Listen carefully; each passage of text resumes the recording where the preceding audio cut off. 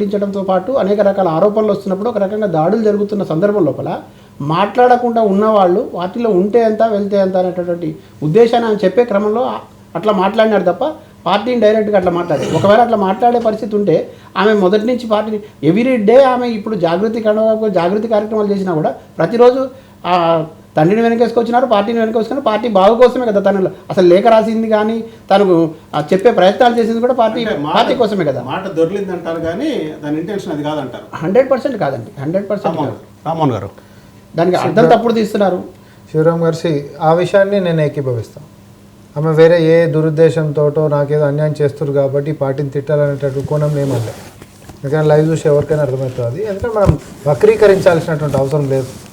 కేసీఆర్ గారికి ఇంత కష్టం వచ్చినప్పుడు సిబిఐ విచారణ దాకా పోయినప్పుడు కనీసం పార్టీ 24 గంటలు అవుతున్నా కూడా ఎవరు స్పందించినటువంటి పరిస్థితి వచ్చింది. తెలంగాణ మొత్తం కూడా ఎట్లా పోవాలి, రగిలిపోయినట్టు ఉండాలి, అట్లాంటిది ఎక్కడ కూడా ఆ పరిస్థితి కనిపిస్తలేనటువంటి ఆ వ్యాఖ్యలు చేసిండ్రు తప్ప అదేదో జస్ట్ ఏదో వ్యక్తిగతంగా నేను వెళ్ళిపోతున్నా కాబట్టి నేను తిట్టాలి కాబట్టి అట్లాంటి కోణం ఏం లేదు. ఇప్పుడు రాజకీయాలు పార్టీలు వేరేది ఏదైనా ఉండొచ్చు, మనం వక్రీకరించి మాట్లాడాల్సినటువంటి అవసరం లేదు. మనం కొంచెం నైతిక విలువలు పాటించాల్సిన బాధ్యత మన మీద ఉంటుంది. అండ్ ఇంకొకటి అయితే కవిత గారి యొక్క అంశము మేము ముందు సంది కూడా మేము చెప్పినాం, మేము ముందు నుంచి కూడా అన్నాం, కుటుంబ తగాదాలు మాత్రమే పరమావధిగా ముందుకు సాగుతున్నటువంటిదంతా కూడా. ఎందుకంటే అవి ఆస్తుల వ్యవహారం అనుకోండి, ఆస్తుల కంటే ఎక్కువ వాళ్ళ నాయనకి చేరువైతున్నటువంటి వ్యవహారంలోనే ఈ పంచాయతీ అంతా. కన్నబిడ్డనైనటువంటి నేను దగ్గర ఉండాల్సినటువంటిది పోయి నేను జైలుకు పోయి వచ్చినాక కూడా, లేకపోతే నేను పార్టీ కోసం కష్టపడి జైలుకు పోయి వస్తే నేనేమో లిక్కర్ కుంభకోణంలో దొరికి జైలుకు పోయినా, దొరకకుండా అంతకంటే పెద్ద కుంభకోణాలు చేసిన వాళ్ళు. కానీ నేను రాగానే నన్ను ఒక్కదాన్ని విలన్ని చేసేసి నన్ను దూరం పెట్టేసేసారు. మా నాయనని కలవనిస్తలేరు, ఒక అపాయింట్మెంట్ ఇస్తలేరు, కనీసం నా తండ్రితో నన్ను మాట్లాడనిస్తలేరు. ఎవర్రా మీరంతా అసలు అనేటటువంటి ఆ కక్ష ఆమె కడుపులో మాత్రం ఖచ్చితంగా ఉందనేటటువంటి దాంట్లో ఎట్లాంటి శేషభిషాలు లేవు. చాలా స్పష్టంగా చెప్తాను. ఆమె రైతోత్సవ సభలో కూడా బీజేపీని తన తండ్రి ఏం మాట్లాడలేదు అనేటటువంటి కోపం ఆమె పెంచుకున్నారు. బీజేపీ మీద ఆమెకు ఎందుకు కోపం వచ్చిందండి? సార్ ఇప్పుడు వీళ్ళ నరేటివ్ అంతా కూడా సిబిఐ కానీ ఈడీ కానీ అరెస్ట్ చేస్తే బీజేపీ పార్టీ చేసినట్టు. ఈ 2-3 రోజుల నుంచి మా రామ్మోహన్ గారితో కూడా నాకు అదే తగాదా. సిబిఐ ఈడీ అనేది ఆ వ్యవస్థలు వేరు, స్వయం ప్రతిపత్తి సంస్థలు. బీజేపీ పార్టీకి మీరు ఇన్వెస్టిగేషన్ చేయమని ఇవ్వలేదు, అది సిబిఐకి ఇంట్రెస్ట్ చేశారు. 2 కూడా ఇప్పుడు స్పెసిఫిక్ కాన్సెంట్ ఇచ్చినారు కానీ జనరల్ కాన్సెంట్ ఇచ్చి చూడండి, మీరు లోపలికి పోతారు, బీఆర్ఎస్ పార్టీ నాయకులు పోతారు.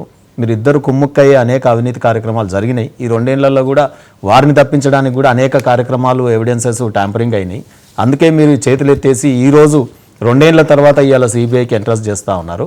ఒక్కసారి జనరల్ కాన్సెంట్ ఇవ్వండి తెలంగాణలో, సిబిఐ ఎవరెవరు లోపలికి పోతారో తెలుస్తుంది, ఇంక్లూడింగ్ రేవంత్ రెడ్డి గారితో కూడా అన్నాను.